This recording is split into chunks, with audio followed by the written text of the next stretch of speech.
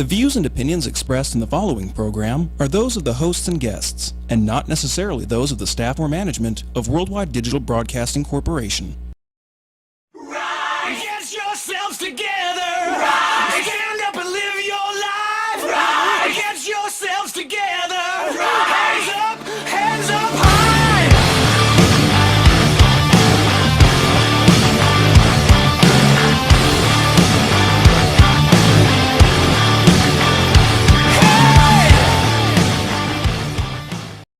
And I just want to say one thing to the fans and everybody in Gator Nation. I'm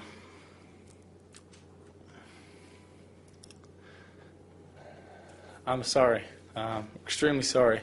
You know, we were hoping for an undefeated season. That was my goal. Something Florida's never done here. But I promise you one thing. A lot of good will come out of this. You have never seen any player in the entire country play as hard as I will play the rest of the season, and you never see someone push the rest of the team as hard as I will push everybody the rest of the season, and you never see a team play harder than we will the rest of this season. God bless. Hey, let's go! Get in here! Let's go! Get in here right now! Get in here! Hey, we got 30 minutes for the rest of our lives! 30 minutes for the rest of our lives! That's how we're batting in the first half. It ain't happening. We get the ball. I promise you one thing. We're going to hit somebody, and we're taking it down the field for a touchdown. I guarantee you that. Guaranteed. Look at me. Look at me. Let's go. We got 30 minutes. Let's go. For the rest of our lives. For the rest of our lives. Let's go. Let's go. Lock arms. Hey. We a team. Hey. Lock arms. Lock arms. Hey. Put your heart on the table. Hey, we got to go. So hey. Let's go, D. Hey. Welcome to the Rise Above Show. I am Joe Perroni. I'm Heidi Mancini. Tell everybody about our sponsors, partners. Our partners. We want to thank Marie Blakelock. She does food prep for Vegas Food Prep. My secret weapon for my show, The secret weapon. She's a secret weapon. She's also preparing food for Ava, which I really appreciated, and I wanted to make sure I said thank you to her for that, because that's above and beyond what I expect. So I said, thank you for taking care of my family, Marie. I saw her yesterday, and I did a haircut on her. And I said, thanks for taking care of my family. And she said she likes doing that. And so if you're looking for somebody to make some meals for you, Vegas Food Prep, Marie Blakelock. Do you have her number, her phone number? I didn't have it on me right now. Okay. Well, we can get that. We'll have it on the board. It'll be on the back of the board. It's for people later. And then we wanted to take a moment to thank Jay Jung from City Athletic. He is also a partner with the Rise Above Show. Perfect. Okay, so today we do not have a guest. So I was thinking about what do I want to say today, and I've been noticing a little change in my personality slightly, because I've been training for a show, and what it does to me is it keeps me more grounded to what I want to do. It makes me very goal oriented. So I start to look at the world a little bit differently. So I think what I wanted to talk about today was three major things, and we'll go over this, but I'll lay it out right here in the beginning. Number one, ferocity of intent. In other words, you need to ask yourself the question, how bad do you want something? You know, I hear people talk all the time. They want to do something, but then they never take any positive steps to get it. So I'm thinking, well, yeah, you'd like that, but what changes are you willing to make to get it? So I'm not seeing any ferocity of intent there.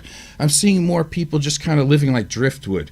You know, whichever which way the tide goes, they go in, they go out, and if things happen, great. If they don't, it's okay. I don't really like to live like that, and our show is definitely not about that. You will never rise above if you don't care about your life. So ferocity of intent. The other thing I wanted to talk about is tenacity of intent. Things will always go wrong. So it's a matter of what you're going to do after that, and if you're going to take responsibility for the things that go wrong. Now, you might be part of a team. Things can go wrong then. Do you still, or a family, obviously, and do you take responsibility then? The answer should be is yes. You should always take responsibility. Because even if it's not your fault, if you care and you want to make it better, it becomes your responsibility. The other thing I wanted to talk about is specificity of intent. What exactly do you want? That becomes the question, because most people, they say they want things, but it changes all the time, and so they don't really make a goal. So just to go back to the tenacity part for a second, I don't ever want to ask who will allow me to do something. To me, it's about who's going to stop me. And the answer is the only person who can stop me is me. So we started off the show with Tim Tebow, who I just think is a great example of a human being. Besides all the great things he has done, I want to talk about his competition part. I mean, he has played games with a broken leg. He scored a touchdown with a broken leg running 20 yards. Now, I'm sure in his mind, he just thought, okay, what's the goal? I need to get to the end zone. He probably thought, I have one good leg. Why complain about the one I don't have at the time? And if you see in the beginning of the show, his speech, is there any part of him that looks like he doesn't want to take responsibility for a whole 53-man roster? He does. He takes it on his shoulders, and he even did something that he did not have to do. When they lost one game, he said he was sorry to all the fans. You don't have to say you're sorry. He did the best he could. There was another team trying to beat him, but he cares so much about taking full responsibility for his life, for his actions, and for what he does, and for making the people better around him, that he did say he was sorry and nobody was going to outwork him for the rest of the year, which is true, by the way, because then they went undefeated after that. So I think that's really what I wanted to look at today, because as a therapist, I see people all the time. They cry, whine, and complain about how their life sucks, but then when you give them all the stuff and all the tools to help them, they continue to do the same things over and over and over again. And it's really, really frustrating, not just as a therapist, but it's frustrating as a trainer, and it's also frustrating as a human being who believes that people should have full responsibility for their actions. So I want to let you speak, but that's my intro. Well, I agree with what you just said. I have to say, though, that I think when partnered with goals and tenacity and all the simplicity and everything that you said, sometimes people need leaders or they need helpers to help them get to where they need to go, because there's a lot of people that will say you can't do something, you shouldn't do something. And, you know, all of us, I don't care how awesome we all think we are, we all have little voices in our head that, you know, might say, well, why are you doing this? Do you think you can do it?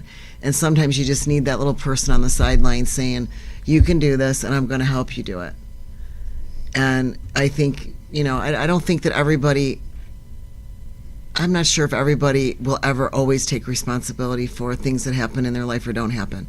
I think there's going to be that maybe that little bit of frustration always there because of the way people, it's a coping thing. You know, you look at people, I talked to you about this morning, how people, you can look at somebody that's very successful on the exterior, and yet when it comes to dealing with emotions, it comes to dealing with disappointments, life, ups and downs, they don't have any coping or adaptation things that they've developed to get them over that hump. And then, of course, if they don't have anybody in their life that they can talk to or somebody that can help, you know, get them over that hump, we know what happens. You know, so one of the things that I want to say is I don't want people to feel bad that they're in a situation or a circumstance that maybe they want to do better and they can't. You know, we all know, what's that saying? It's hard to be, it's expensive to be poor, type of a thing. You know, you start with that aspect of it, that people might have aspirations and they say, well, it's expensive to be poor. I would like to do that. I would like to aspire to be better, but I don't have any money to ride the bus. I don't have an outfit. I mean, I know there's facilities out there for all this, but I think that we all as a community need to sometimes help each other. No, I agree, but again, it's the intent, the tenacity to continue to want to go in a direction that's positive. Right, but as a trainer, you know that, you know, I mean, doing hair for me is different than training. I'm kind of crossing over into both of them. And hair for me is like an instant thing with clients. I mean, I talk to clients and we have a rapport and we, you know, relate. But at the end of the day, they're expecting when they leave my salon, they want their service they came in, they're paying for, and they expect to look better than they did when they left. I'm not their counselor. However, I do some listening. So it's done. The service is done. They leave. They come back in 4 or 5 weeks. Whatever happens in that 4 or 5 weeks, they come back and they talk to me about it. With personal training, I noticed you can have people that, they show up at the gym and they work out. Right. Then you have the client that shows up at the gym that you can't stop them. And then you've got the athletes that, they go beyond the normal, they can't stop, and the one that just comes in just to kind of get the blood flow going. But it's at what, I don't know what I'm trying to say, what level their tenacity would be. That might be their level of tenacity, just showing up. Right. That might be to that client that shows up and just says, I'm going to work out, and they don't really push themselves. That is the biggest step that they can afford to make at that point, is just showing up. Then you've got the other client that shows up and they're like, I'm ready to go. What are we going to do? And you break them. That's how I train. When I train, anytime I train, it's about, I'm here for the hour. I want the most for the hour. I don't like a lot of, farting around. So I would be considered having a little more tenacity. I just don't show up at the gym. I show up to work, and then I leave. And then, you've got the other ones that show up, they work, and then they work, and they work, and they work, and they just continue to keep, raising the bar. And I think that's a thing too, because some people don't want the same, they don't want to aspire to the same as everybody else. And I get what you're saying. Yeah, no, listen, I agree. I'm not saying everybody has to be an NCAA champion, a Super Bowl champion, a Mr. Olympia, or a millionaire. Whatever the goal is what I'm saying is, if we have specificity of intent, it means to make a goal. And if the goal is to lose 5 pounds, then that's a good goal. But if we make the goal and we don't do anything to change, we're going to get what we already have, the same exact thing. And so that would, I guess, preclude you from complaining that your life is the same.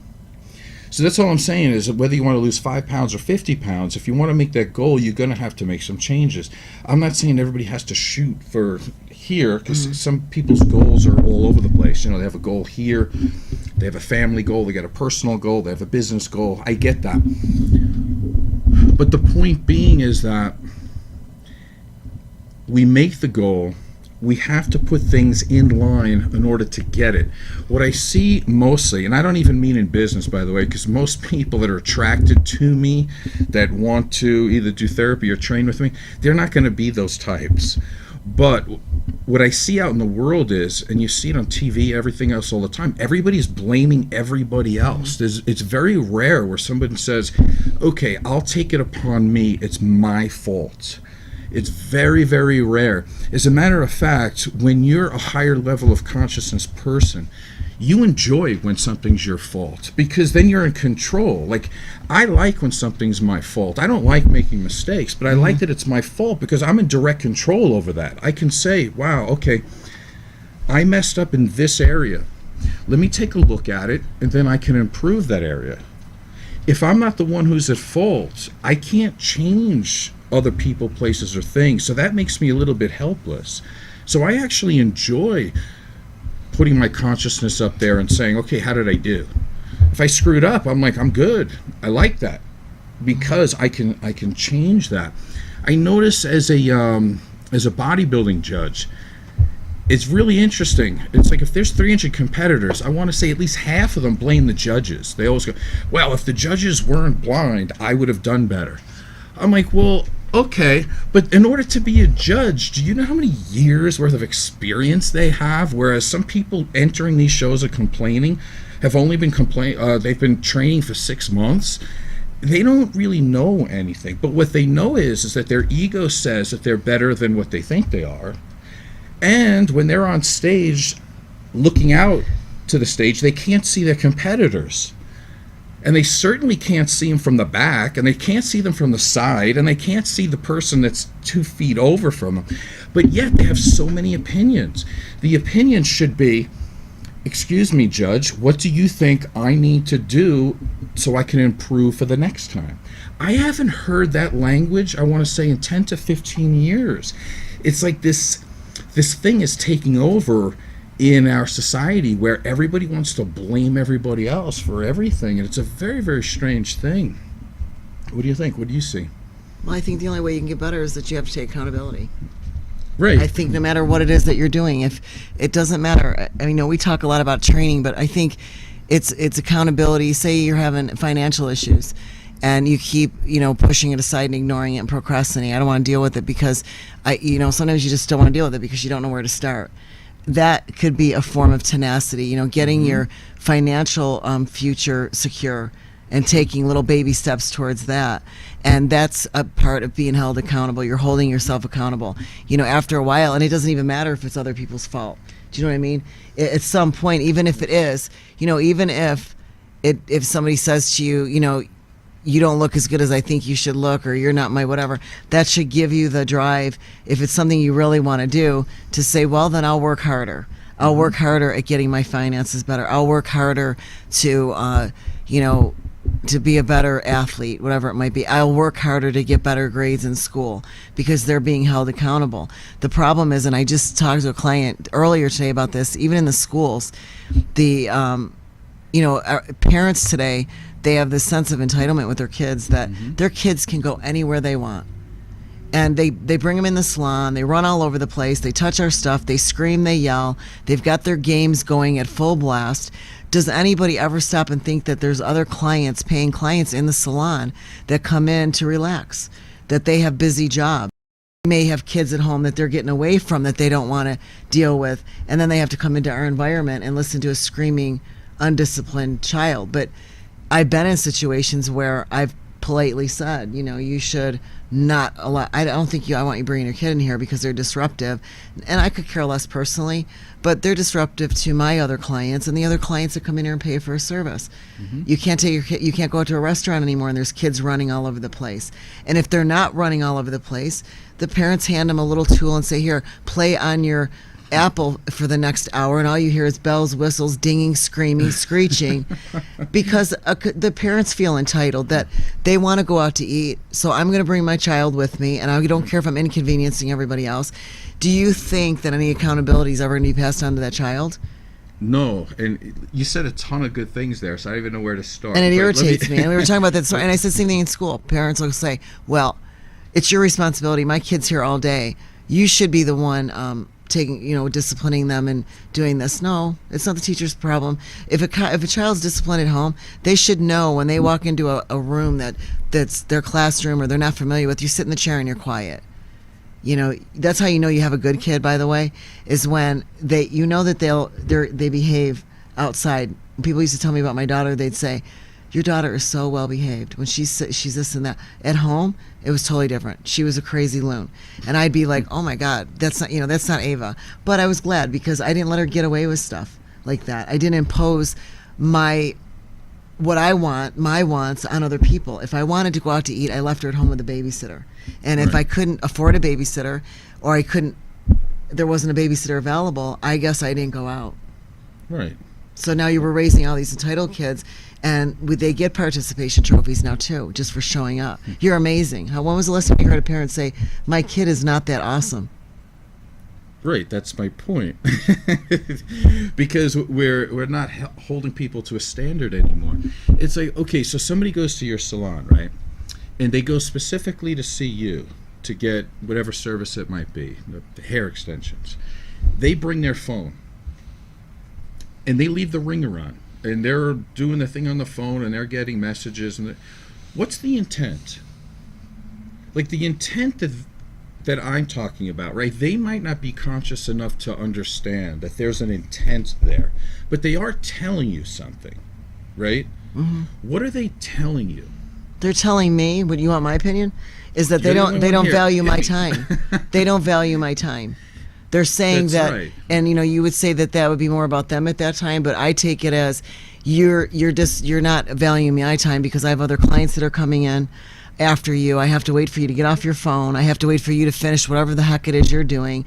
And to me, now it's not just about them. It's about, you don't care about my personal space. You don't care that I've given you this hour, 2 hours just for you. I've reserved this time for you, and you're taking it up by being on your phone, and it's usually bullshit stuff. It's never anything that they're on their phones that's important. It's Facebook now. It's just all this social media stuff that people are doing. It's not like they're on their phone going, wait a minute, I found this awesome hairdo on Instagram or on Pinterest. I want to show you. I get those clients, and we wait and we do the consultation. We look at pictures together. That intent would be they're on their phone because they have the intention of sharing something what they want. They expect the outcome to be similar to what they're showing me. Right. But the way I take the intent is that you really don't care about my time or yours, and at that point, I don't really care about what I do to your hair. Or I mean, I do, but I'm just saying. Right. If No, I had that but there's same a break in the communication. Yeah, I is can't what I'm talk to saying. you when you have your phone. Not you, but it's the same thing with the client. I have to stand there politely with my arms crossed and wait for them to finish their business. I'm looking at the clock going, okay, we're 10 minutes into their appointment. I'm still waiting for them to get off the phone. I have another appointment that I booked an hour later because I know how to schedule people. I've been doing Right. this forever. And then there comes a point when you have to ask people to put their phone down.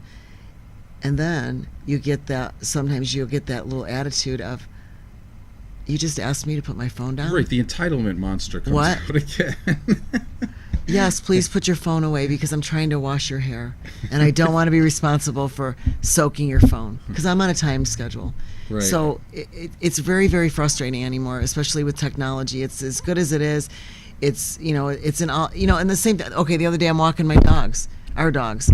And I'm walking along, I'm just listening to the birds and the beetles and all the little sounds you hear early in the morning that you don't hear during the day when the cars are going. And I'm I'm thinking about my day, I'm breathing. I do my yoga breathing when I walk, and then, of course, Kubi starts pulling me, and then I start breathing a little heavier because I'm trying to keep up with him. And all of a sudden I hear this lady, do you know what they fucking did? On Facebook, she had the nerve to go on Facebook and badmouth me to my kid, right? I'm like, where is this coming from? She's across the street. And I literally had to outwalk her because she was so loud on her phone. And it's like, you're imposing on my quiet time right now. We're out in nature.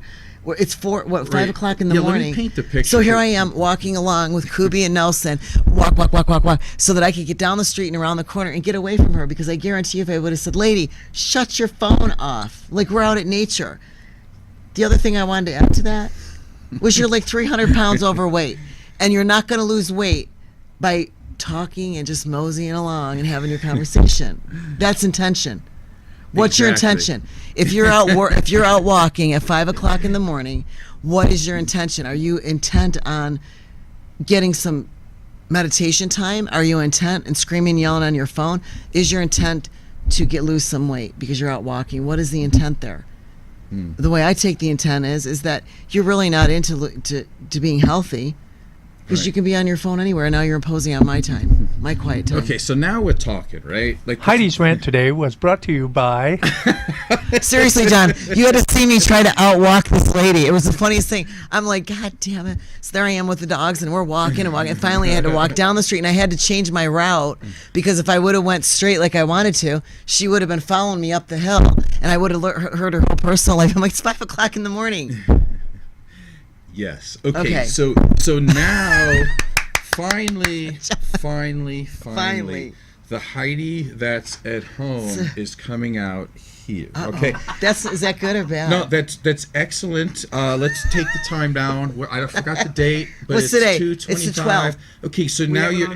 Where is it? It's on because what I was trying to say in the beginning is where you're going now.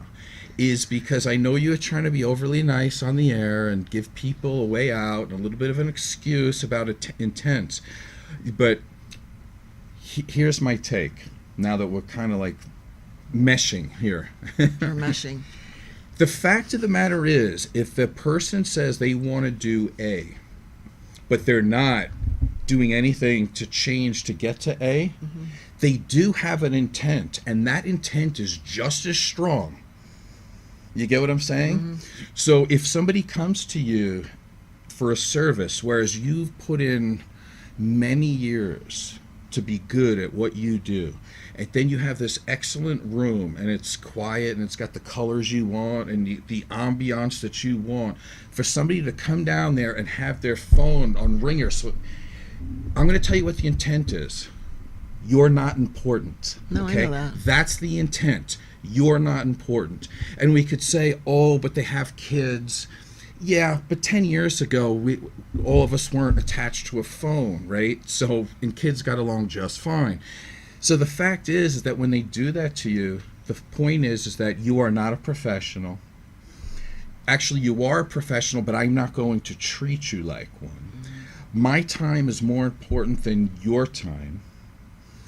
And it just goes down the line. Like, really, when you get down to it, and I don't mean to be religious here, but I just like the term. So just kind of go with that. Like, when you eat from the tree of knowledge, there's things that just bother you forever. When you see people that can't sit in their aloneness or walk in nature with an animal, you're dealing with extreme addictive behaviors. You don't have to be shooting up heroin to be an addict, right? Addiction is just basically you can't sit in your own consciousness anymore and you're looking for a distraction. It's like these people that tell me, well, I used to be on heroin. It's not as bad. I just stick to cigarettes now. Or they do vapors. Okay, and then I do the vape. Oh, that's better. That's much better. And then when you talk to them, their eyes are twitchy and they're looking at their phone and you're like, what are you looking up? Like, what is more important than the person that's right in front of you? It's like they can't even focus enough to have a conversation with another human being. It's all addictive behavior. And in the event that they are alone, I guarantee you, click, the TV goes on and they got to watch the TV for like 12, 15, 20 hours. Everything is about getting outside of the brain. Heck, if you ever want to get to know yourself, right? Like, that's the whole point of it, is that people are becoming so addicted now to nothing. They just want to get outside their own brain. So again, it would go back to the beginning. Ferocity of intent. If you spend 20 hours a day trying to get outside your brain, that's your intent. You don't want to be inside who you are. You don't like you. And then, because you're not being authentic with yourself, you go to a hairdresser and you can't even converse to your hairdresser, or just do what I would do. Just sit back and relax and love the ambiance, you know? Like, it's supposed to be so nice and mellow to get a service. You're not supposed to be sitting there on Facebook. What is Facebook anyway, right? You look on your little computer screen thing, and it's just a bunch of pixels of other people in different places. But you're there with somebody. What about being conscious in the moment? You know, it's like it's impossible for people to do that anymore. It's the craziest thing to me. I mean, do you feel disrespected now compared to, let's say, 15 but I've years gotten ago? and I do, but I've gotten to the point too, and I'm getting there, that I just said to my client this morning that I'm trying to decide whether to put something on my mirror just to say, could you please refrain from your phone, in a nice, polite way. I value our time to spend together.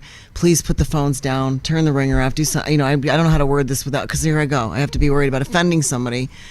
But again, I share a room with somebody too. So again, like I've explained to certain clients, when they bring their kids in or their pets in or whatever, listen, I could care less. At the end of the day, it's really, it doesn't bother me that much. I love you, I love your kids, but I have to think about my roommate. I have to think about her client. I have to think about the lady across the hall that's maybe going through a divorce, or maybe somebody in her family died. She comes in, she has a high stress job, and she comes in the salon that she wants to enjoy her moment. Mm-hmm. She wants to relax. She can't relax when she hears a kid dinging and banging on his toy and, running up and down the thing. I can't do my job when I'm waiting for you to get off your phone, which, like I said, if you're on your phone because it's an emergency and something happened, I understand that. But 90% of the time, they're not on their phone doing anything. I get that too at the gym sometimes. Not so much with my clients, because I'll hammer them for doing that. But can you imagine, why are people working out and on Facebook? Like, working out to me is like a celebration of humanness and of being alive and being able to make yourself better. It's all about self-improvement. One of my clients just today reminded me for this show. He said, the greatest addiction that you'll ever have is self-discovery. And I thought, well, hold on a second, man. Say that again. Yes, I need to remember that for today. And I don't want to look down to read it. And I did not. I remembered it. But think about that again. The greatest addiction is self-discovery. How do you discover yourself with your head everywhere else except for inside your head? If you have to smoke, if you have to drink, if you have to vape, if you have to use your phone every 5 seconds, you're getting always out here. There's no such thing as self-discovery. Have you ever learned anything about yourself? or is it But you're really into what the Kardashians are doing? Okay, I was just gonna say that. The problem, there's another thing. When you got your face in your phone all the time and you're looking at girls, looking at whatever you're looking at, not you, but in general, and they expect girls to have a better self-esteem now. It's never going to happen, because instead of them looking at themselves and trying to make themselves a better version of what they are, or a version of what they want to be, it doesn't have to be better, you're probably already awesome. They look at these other girls. I just got done today training with Christy doing the rings. I'm doing the rings now, everybody, so that's my new adventure. You need to describe that, because And people what don't know what I'm going to do is we're going to do a little video, and then when I finally do it for real, I'll show you. But right now I'm in the mode. It's very difficult training. It looks really easy. It's the same. It's a big ring that's up in the ceiling, and Cirque du Soleil people use it, and they use it with the silks. I'm not climbing yet, but I have to hoist my body weight up into this ring and do all kinds of little stretching and hold my own body weight up there without falling on my face. So this young girl comes in. I'm not going to mention her name, but she's cute, and I see her at the gym all the time. She trains with Christy also, and I'm up on the rings, and she's on the floor. She's clapping for me. And I'm like, yeah, I'm probably twice her age. But anyway, all of a sudden she comes out, and I said, well, I have a good workout. And I said, you're just amazing to me. I said, I can't believe how flexible you are. And I said, that's how I'm going to be someday. I'm going to keep working on that. And she's like, I said, how old are you? She's 14. I said, well, I got a little time left to work on that. She goes, well, I'm not as good as so-and-so, and I'm sure as heck aren't as pretty as her. And I went, what? I said, I just gave you, and Christy knew I was going to give it to her.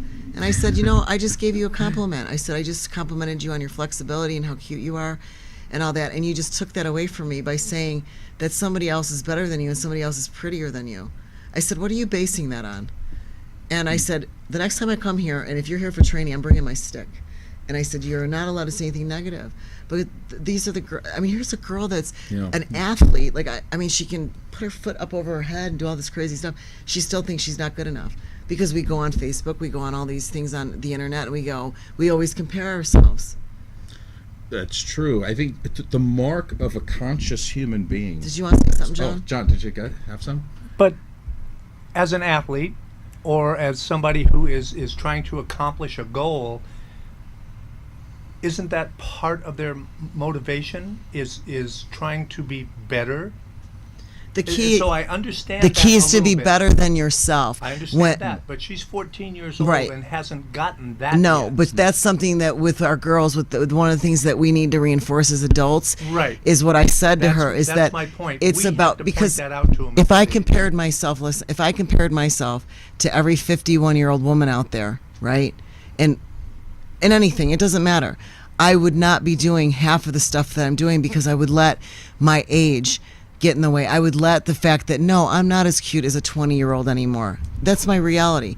And I understand that these things are developed over time, and we build self-esteem by falling on our faces and getting back up. But to be 14 years old and already not even realizing that you're not competing with her, you're competing against what couldn't I do yesterday, and I'm back today, and now I can get up on the ring now, where yesterday I couldn't get up on the ring. And it's always about evolving into something better. And the other thing that we see on Facebook and all this whatever you want to call it, social media, we see the best, right? What I really should do is I should do this ring thing in the process that I'm learning it. And people see me falling on my face, hanging on for dear life, standing there squeezing my hands because they hurt like hell.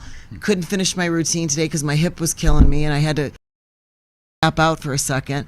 And then, of course, my instructor saying, you're going to do it 4 more times. I don't care what time it is. That type of thing. And seeing the struggles that you go through to get there instead of we see the highlights. And that's what we compare it to. We go, I'm not as good as Susie. Well, guess what? Susie didn't tell you how long it took her to get there either, or how many bones she broke, or maybe she had injuries and she was out for a while. We always get the highlights. The same thing with these movie stars and the celebrities. We see the women when they're all made up and they're amazing. I want to see that same lady in the morning when she gets up with her coffee, no lashes on, no makeup, and then I probably won't feel so bad about myself, or see them, right. or see them without their spandex on, their little Spanx. Everybody wears Spanx now to suck in their stomachs and their butts, and everybody's like, oh, she has such an amazing body. No, she doesn't. Do you know what I'm saying? Yeah. Women, show that woman what she goes through in the morning before she leaves to go to the office, all the steps she goes through to look dynamic when she leaves the house. And that's all I'm saying. And that's what the point I was trying to make to that girl was, I can't believe you just said that. And please don't ever say anything negative about yourself around me again. Because I pull mom mode on her. So maybe that's an idea. Showing people the struggle first, and then That's an excellent idea. That is absolutely a brilliant idea. It is, and I think part of why they don't see it is because of what you're talking about, right? It's embarrassing. We're looking at social media. These young kids are. Yeah. And we don't have art in school much anymore. We don't have gym class in school much anymore. We don't have music that much anymore. If you started from those basic things and started trying, you would see how hard it is to go from point A to point B. Instead, you look at like a classical guitar player and go, oh, I need to be like that. I'm not going to name names because I actually do have a client. He's 15. And I got to tell you, it's one of the most frustrating things ever. Like, he'll say, I want to play guitar. I'm like, cool, let's play guitar. I can do it with you, actually, FaceTime. I can do it that way. Oh, I'm not as good as Eddie Van Halen. Yeah, neither is anybody. And being that you've never even picked up a guitar before, trust me, you're not going to be as good. But if I'm not great, I don't want to do it. And I don't want to make fun of them because there's such a group of people, like millions of kids who have the same thought process. Like even just to do a split. But like, look what look what they're viewing though, Joe. That's what I'm saying. They're not seeing the process that it takes to go from point A to point B. They look at an athlete, or they look at a scholarly person, somebody that's smart. I mean, we always talk about the physical part. There's some pretty smart people out there. But you know what? Those pretty smart people, had their head in the book. They were going to class. They were giving up other extracurricular things to be able to study and get involved in their after school whatever they do. Right. And it's there's a lot of sacrifice that goes with things, but we know on social media now we don't show the sacrifice part. We show the highlight part. So Right. these kids are growing up going, I suck at everything because everything they see is the highlight. True. And then they go to therapists or whoever and they go, there's like this uptick in depression out there. Well, no kidding. Because they look at the world and think, I can't do any of it. Well, you're right, you can't, okay? Because you haven't taken any steps in the right direction to do it. So again, going back to the beginning, intent. If you want to do something, you have to take correct, positive steps, productive steps in the right direction. Anyone who's 35, I would say, or over, understands this. You see this anxiousness in kids.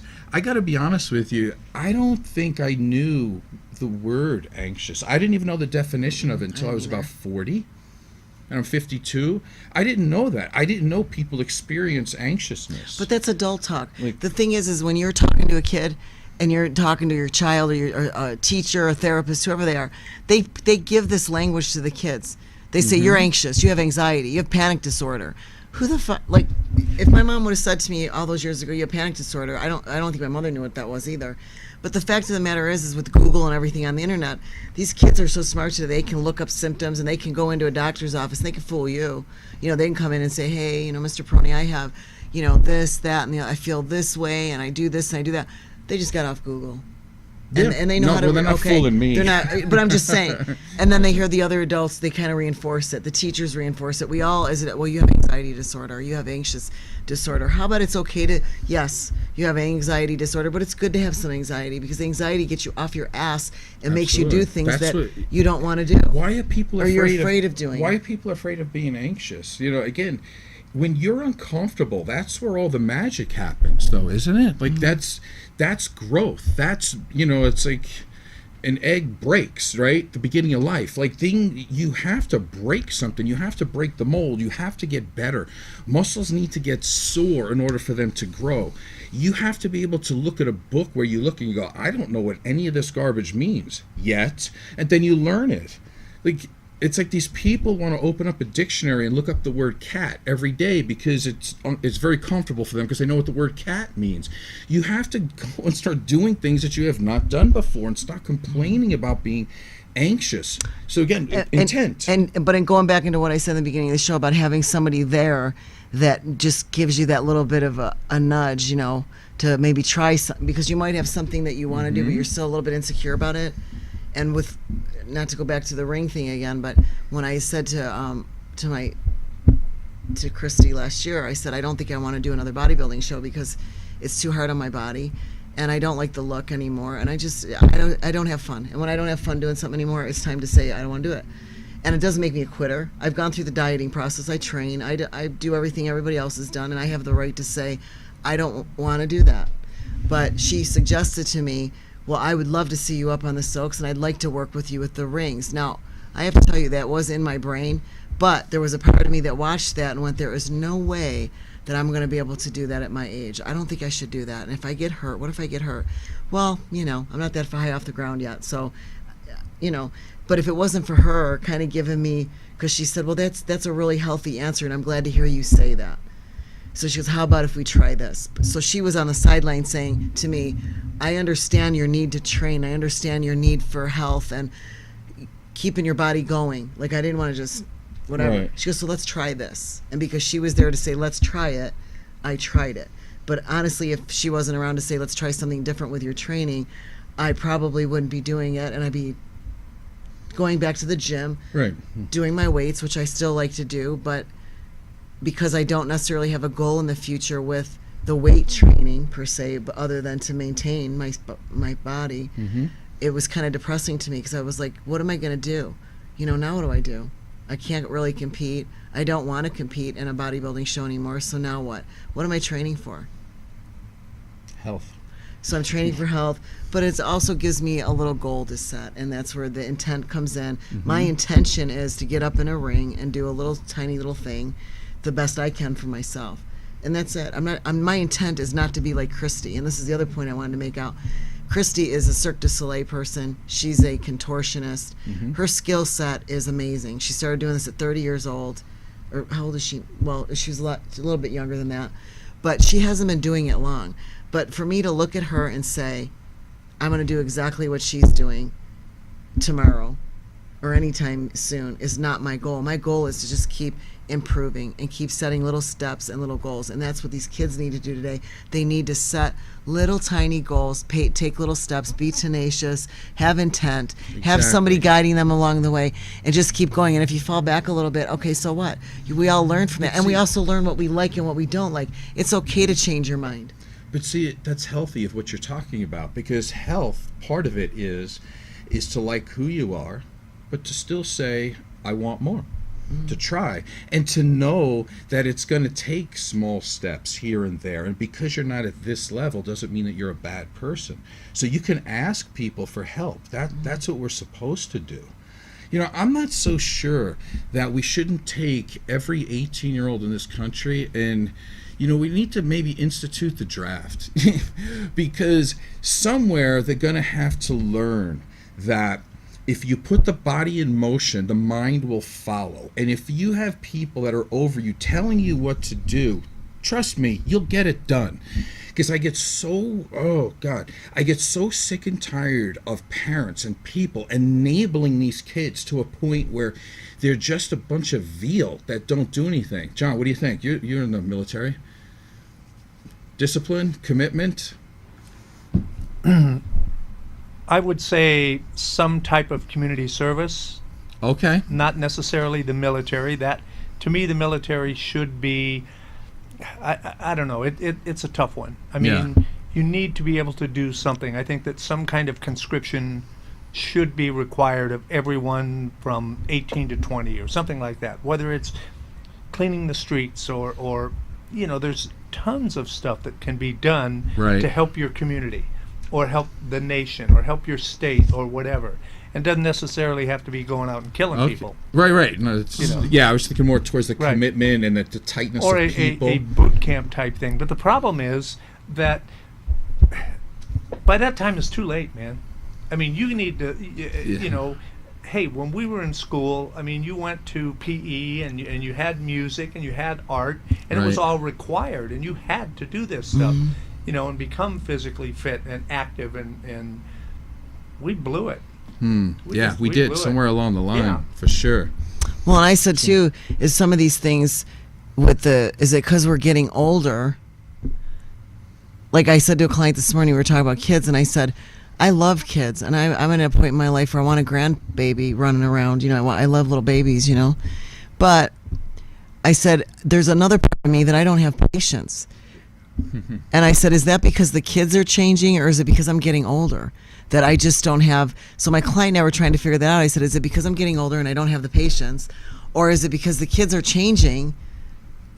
And my client Charlie, he used to be a school principal. He's retired. He said, no. He said, the kids are changing too. He said, it's a cross between, we are getting older.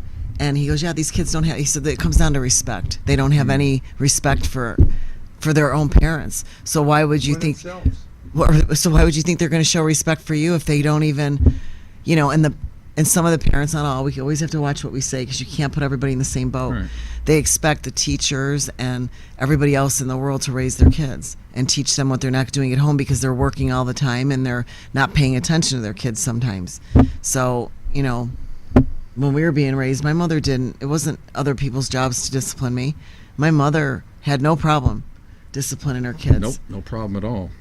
And you wouldn't think of going home and telling your parents, well, my teacher said this to me and she hurt my feelings. Okay, and the parents would go into school and start yelling at the teacher. You get another slap in the head because they'd be like, well, you did something. Right. Yeah, you were held responsible. You were doing something. You were held responsible, So here's the way I kind of broke it down, right? I kind of feel that in order to go where we're going, right, tenacity and ferocity of intent, we need two things. Number one, we have the goal. So the goal's out here, and so we're trying to reach that. So that's like the pulling, right? That pulls us towards something better. In other words, I want to be able to afford a house one day. I want, that type of thing that somebody has. But the other part is the push. What's pushing you?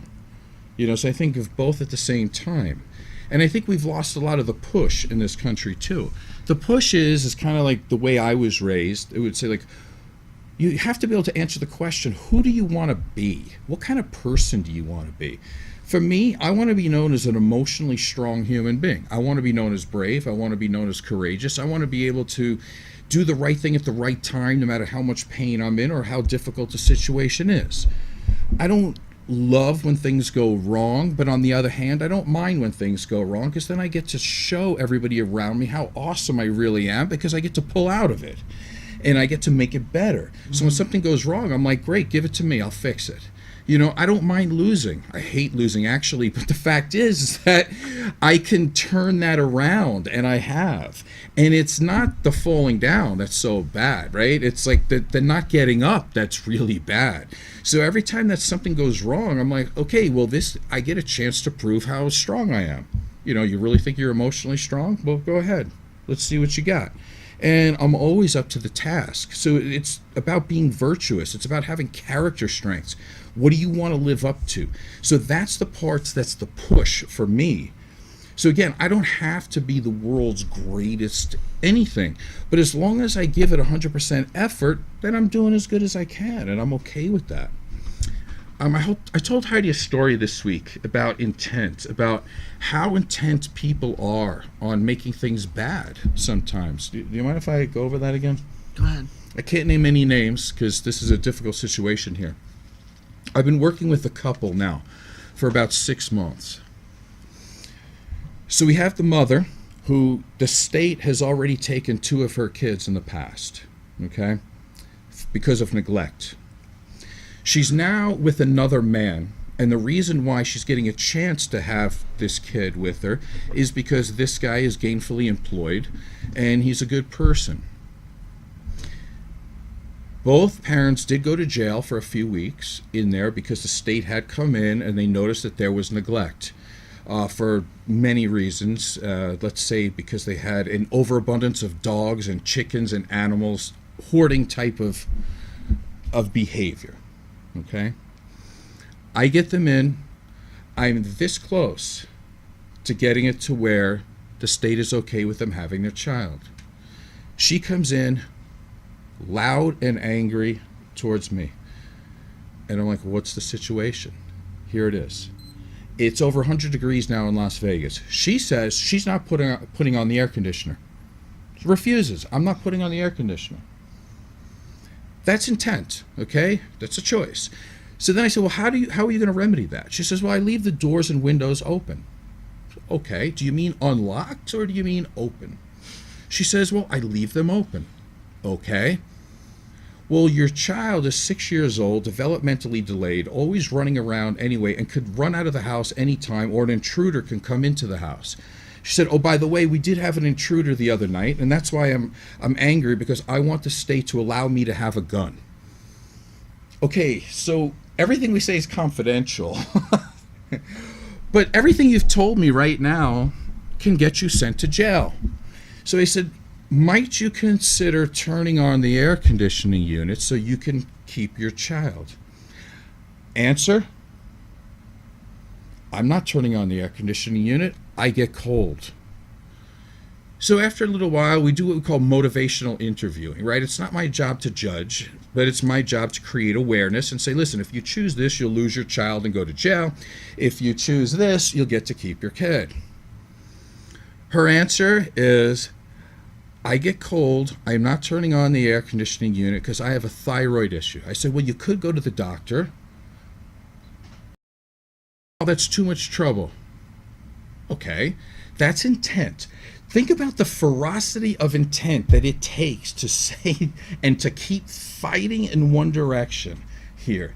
So I, just as a thought, I said, hey, if you want to stay warm, why don't you pitch a tent in your backyard? And you can have your kid in the house like he should be, with the doors closed. No, I don't want to do that. I said, then why don't you stay inside and wear a jacket? Nope, don't want to do that. Okay, so right now we're looking at you using, and you know what, I got to say, my parents become better and better parents every minute that I'm alive when I hear this. The reason why I'm mentioning this story is because people need to understand that if you're doing something, that's intent. Don't tell me it's not intent. If you want to lose 50 pounds but you're eating pizza, that's intent. Don't come to me and say, yeah, I don't know, pizza just jumped down my mouth. I don't know how. It just kind of happened. Well, did you do your cardio? No, didn't get around to it. Okay, but there's 24 hours in a day and you did something, but you didn't do cardio. So it is intent. And in this situation here, what we're looking at is a mother who, like I told her, I go, you have already lost 2 kids. Do you need any more proof that you're going to lose another one? So her ferocity of intent is a negative one. Like you can be just as passionate about being ferocious for a positive goal as you can be. Absolutely. So if you're not, so when I say ferocity of intent and somebody says, oh my God, I don't care about something that important, like I don't have this major goal, like I don't want to be a millionaire, it's okay. I don't mean it like that. It means that whatever you're doing is what you want to do. That's your ferocity. That's your tenacity. If somebody comes to me and says, well, I'm depressed, and I go, okay, let's start from the basics. Tomorrow morning when you wake up, let's think of 3 things that you're grateful for. Okay, not a problem, right? The next session rolls around and you say, what 3 things are you grateful for? And they go, I don't know, I didn't do it. Really? Because you've had multiple thoughts in your head, but you couldn't come up with 3 things that you're grateful for. So that tells me that your intent is to stay depressed and exactly where you are. Now, William Glasser, who I love, by the way, he's the one who wrote all the books on reality therapy. He said there's no such thing as depression. He says it's a verb. Before you can say you have depression, you are depressing. You are purposefully staying in a depressed state because you don't like yourself and you're afraid that if you go outside that box, you won't do well. So you stay in. Now, I'm sure that's not 100% true all the time, but I can tell you from what I've seen from people, it's probably true about 85% of the time. You know, when you tell people go for a walk and they go, I can't. Well, you don't have legs? You know, it's like, I talked to somebody the other day too, and they said, well, when they got out of jail, they started the process while they were in jail. They said they didn't want to be a loser for their whole life. So they started reading books. He's up to 3,000 books he's read, and he's a multi-millionaire today. And if he's okay with it, I'll bring him on the show for you to show you. Listen, I don't care where you are in your life. You can make it better if your intent is to get better. There is no such thing as an excuse. Something may have happened in your life that's not your fault, that puts you in a very down position. It doesn't matter. It's a very low level of consciousness when we try to blame somebody or something. Because when it's about us, it doesn't matter where the blame is. What we do have to do is have responsibility for our life, because it's the only one we have. Take the two words, responsibility, the ability to respond in a productive, appropriate way. And you have to do that. John, how much time do we have? Probably nothing, right?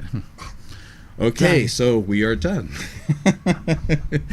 So thanks for listening. I am Joe Perroni, and this is the Rise Above Show.